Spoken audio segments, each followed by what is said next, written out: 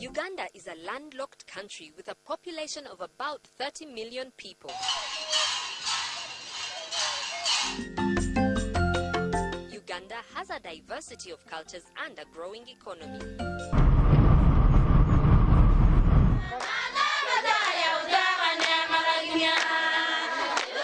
This formerly male-dominated country's political terrain is gradually witnessing women who constitute 51% of this population increasingly playing an active role in Ugandan politics, both in elective and appointive positions. A factor mainly attributed to a supportive environment and the existing legal policy and administrative frameworks as hinted upon by some senior government members. Women are bona fide members of society. They are bona fide voters, just like men folks are. Women have special privileges in the law. Let me start with the parliamentary. Every district that is established, right now we have 112 districts. Every district by law is supposed to have a woman representative to Parliament. That is the first grand position that women have enjoyed by virtue of the law. That is at the top level, let alone freely participate at presidential level. They can equally participate at presidential level, just like in the last two general elections. You've seen women take part dutifully, responsibly, in seeking the topmost office of this land.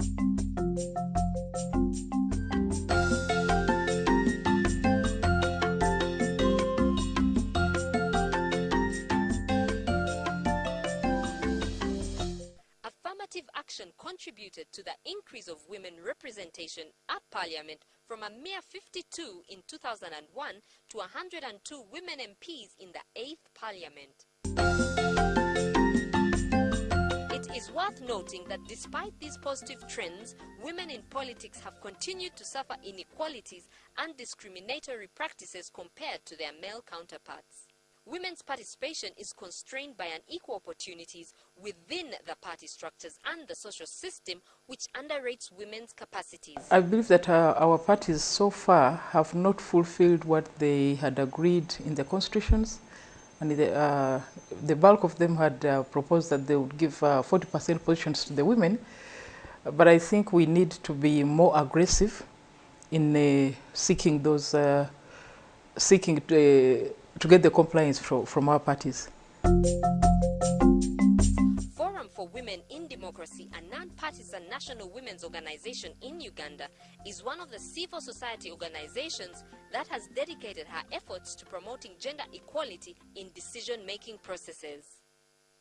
And since her inception in 1995, the organization has extensively engaged in influencing policies, advocating for gender equality in decision-making, and enhancing women's capacities with an objective of increasing the numbers of women that engage effectively in legislative processes at all levels. To contribute to the body of knowledge on gender, FOWODE also engages in extensive research, documentation, and publications like Winning Elections 2001, The Winning Campaigns 2010, The Rising Tide 2002-2005, and Effective Leadership 2004.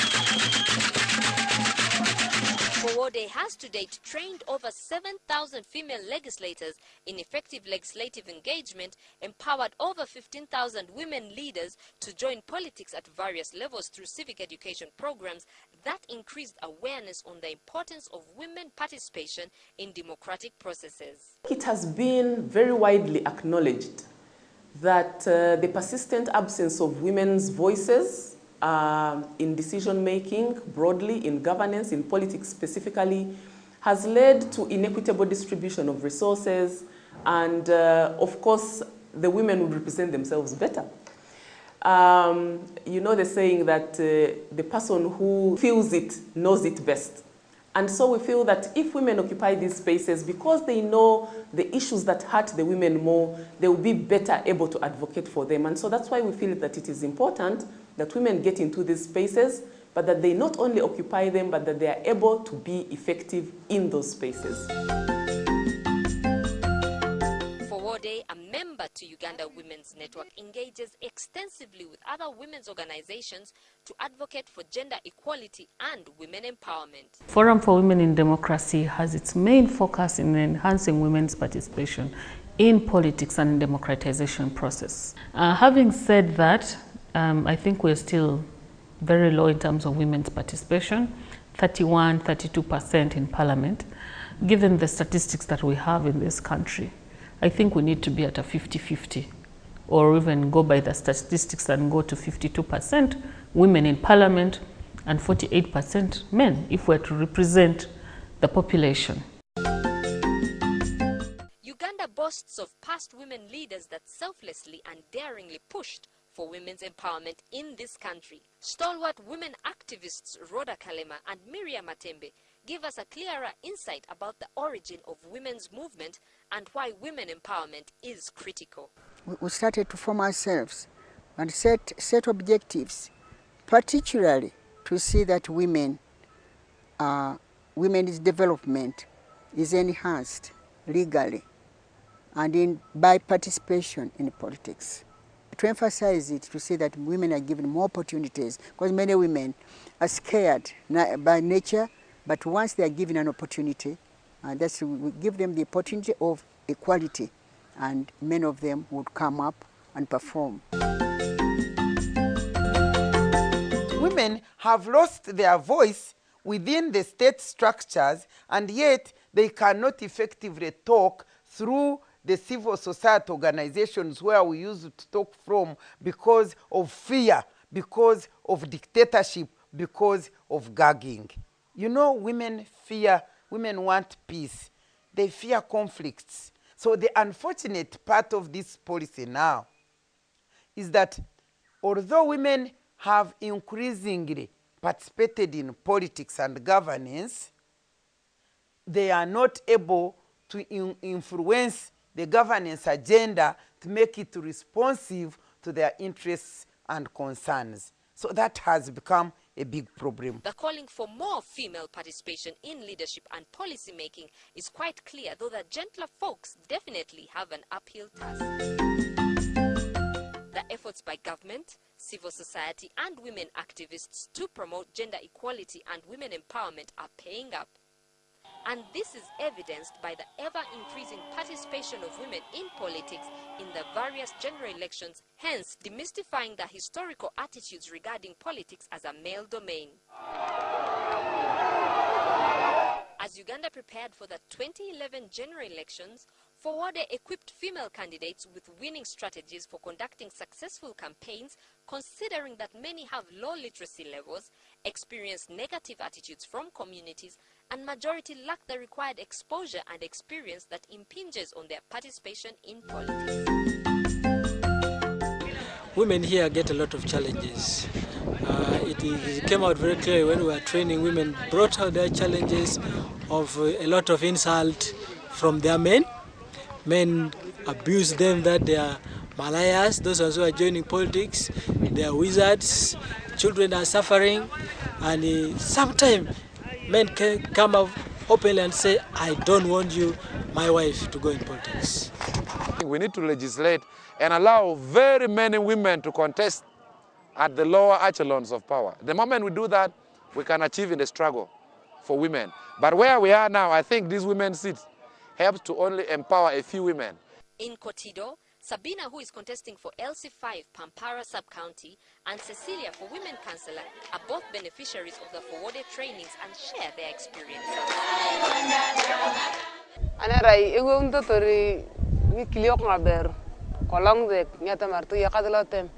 yena tan kilo kata mar ke ya kad ngaber lo tem lo ya kad ke peler tan ngaber nya klo ni ke akini ngiru lugu achama ken apatun ke la ina ke ngaber da atamar to ya kad ke da lo tem lo ya kad kilo to mor tan akro ka pe kana bo nyer ko achama ken tan ngaber atamar ke tidi teuna achamit ngaber kriya na kan kilo ka pe.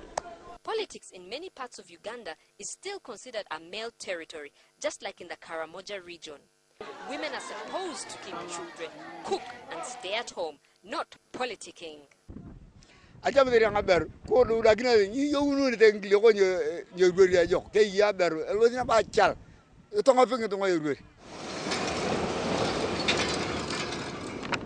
These attitudes have not stopped women, especially those that attended FOWODE civic education, from joining politics.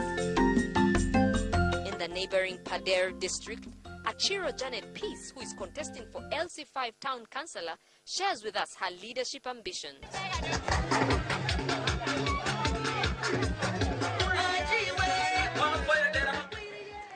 Donc pikatina mechere council abedo kitama duong tutwal kineno peki mogu mawatika nongone no ni duong tutwal chinga mo matika chung pi wan machalo mon ati peke I council uweka tamo matut kichwe chwiny ni pingo amo maramo chwalo koro mamekwa I council peke. In Atanga sub-county Lanyero, Naiti Gojani, another ambitious woman, is campaigning for the Woman Councillor 3 seat. Watie bene ki pero ni iluoki mwaka ma okarangiti. One level one gima kiluoni kwano rem watotwal. Kitian loka chilia lueny muberu bodwa pe mwaka pia rio wien. Uberu kar mamia na wan wamede ki kwano. Ti noni pegi ke renti wedi lum bobe ki school ke me duguro ke we dugiri bola maduong be oberti kar milwenye. It is not any easier in Pallisa as the route to leadership unveils its own experiences. Politics today has been monetized, and with very limited incomes, women find it very hard to conduct successful campaigns. Madam Doreen from Kakoro sub-county. And I'm contesting for district women councillor for the two sub-counties, Kakura and Kanyenema. The challenges that I've got on the ground is that people want money. You know, when you call around, after talking to them, they only are saying that they need something. That's the main challenge that we are facing.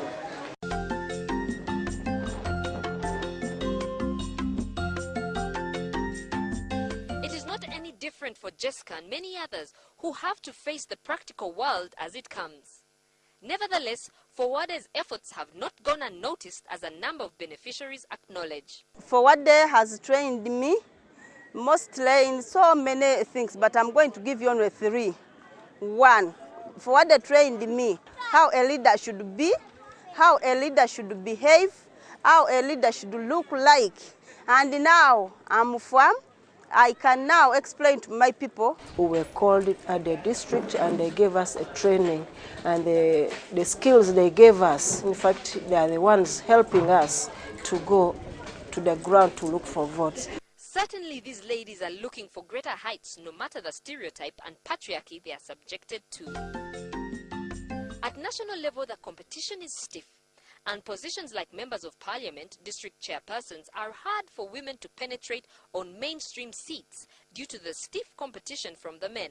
Women also experience negative attitudes, stereotypes, and lack of support from their political parties and the electorate. This forces many women to contest for affirmative action seats. Case in point, in the 2011 elections, only 5 women were among the 157 candidates for district chairperson seats.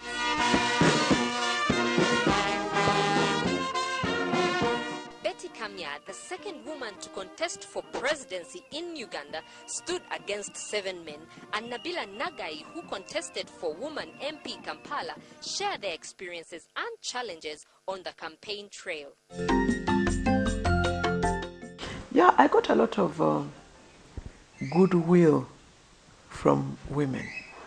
I mean, women would just come and embrace me and hug me and say, you've done it for us, you've held our banner, we're proud of you. Even after the elections, I still meet them, and the women will still hug me in Moyo, in Ajumani, in Amudat, Nakapiripiriti, Kochi, Bushenyi, you know, everywhere. There were women receiving me and encouraging me.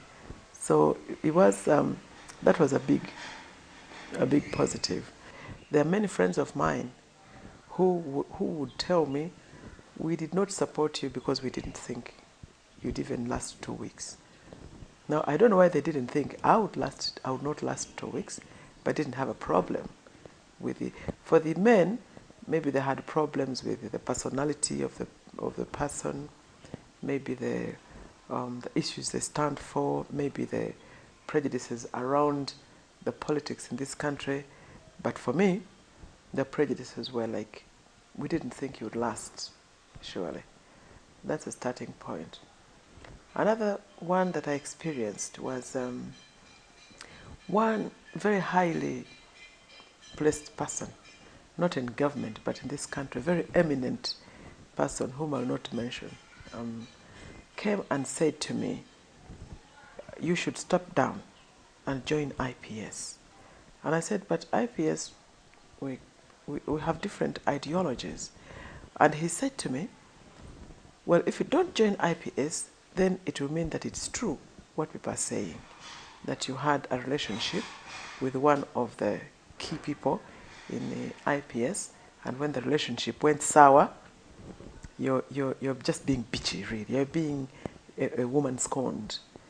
And they measure you against that also. With a woman, they'll always reduce your intentions to your previous relationship, assumed or not, with a man. It's not like you can come out, get inspired on your own, and get out to do something. Politics is not easy. It has humps, it has potholes, it has some smooth parts, but I think the rough parts are more in the politics of especially developing countries. And Uganda is part of it. Democracy is in its infancy. And I belong to the 8th Parliament right now, going to the 9th Parliament, and the 8th Parliament was the first multi-party parliament that we've had in a long, long time. And of course, we've had challenges in our political parties and trying to build a formidable democratic platform in this country. So going there, being a woman, of course, adds some new dimensions to the whole potholed road. But I think we are made of tough stuff and we'll navigate. Uganda has moved a step forward when it enacted the affirmative action in the Constitution. And we have these seats that are solely for women. And we've done amendments also on those affirmative actions where we removed electoral colleges. Now we have voted adult suffrage. So in our own right, we are actually MPs for MPs, because I don't think there's a man in Kampala who would contemplate looking for a vote in the whole city as opposed to a constituency. So that means we work, I personally work 8 times more than my average colleague who is in Parliament. Women's participation was monitored by many, including the Democracy Monitoring Group, DEM Group. I think the major achievements is that we've been able to observe the electoral process. So far, so good. In the Constitution, I think it's very clear. They are promoting women participation in these programs. If you also look at the specific political parties, they also have a provision that encourages women to participate in the political processes. And so that, I think, is good enough to see that the women numbers are increased among the people who are participating in the governance of this country. To us, that's very, very important, and I think we need to encourage it.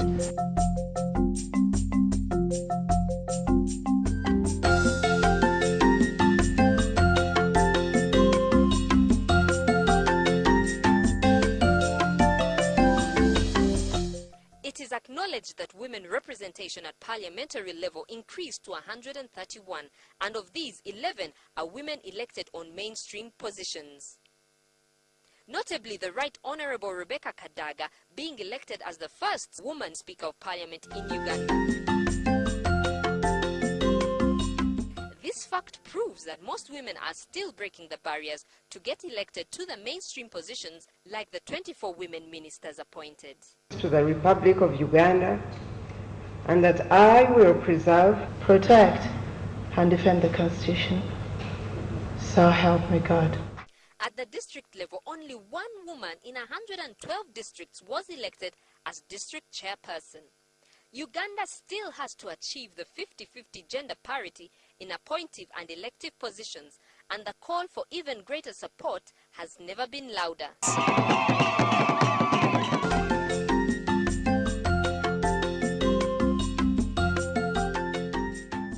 To be more focused on the pertinent issues that are lacking in the government programs, so that they can come out frequently, so that they are put on the record, and then go into the public domain and therefore into the policy. Let us give the women the opportunity to map out what they want to do that they will use to contribute to the governance processes in the country. I'm one person who definitely believes that we need a lot more women, not only in politics, but all positions of decision making. In the past, we have been doing quite a lot of supplying information, supplying capacity building. And so we are planning that going forward, we work more with the women and the men at the local level to raise their awareness about their rights, their roles, and their responsibilities, but also to show them that it is critical that they demand accountability of the people that they elect into leadership. And when we talk of leadership, we want to focus it right down from the LC1 to the LC3 to the district to the member of parliament and eventually to the top leadership of the country. Many times when you talk about leadership, people are thinking of the president and the member of parliament, but we are enabling these people to realize that even the LC1 chairperson who is nearer to them can be held accountable for the various things that we do. So in terms of strategy, we are looking more at creating this demand at the local level, and we feel that this is a sustainable way to go, because at the end of the day, we need the citizens to realize that it is up to them to demand from their leaders, so that at the end of the day they can be able to receive equitable service delivery. And this at the end of the day will lead into the transformation of the lives of the ordinary man and woman. And so it is of benefit to them that they actually demand accountability.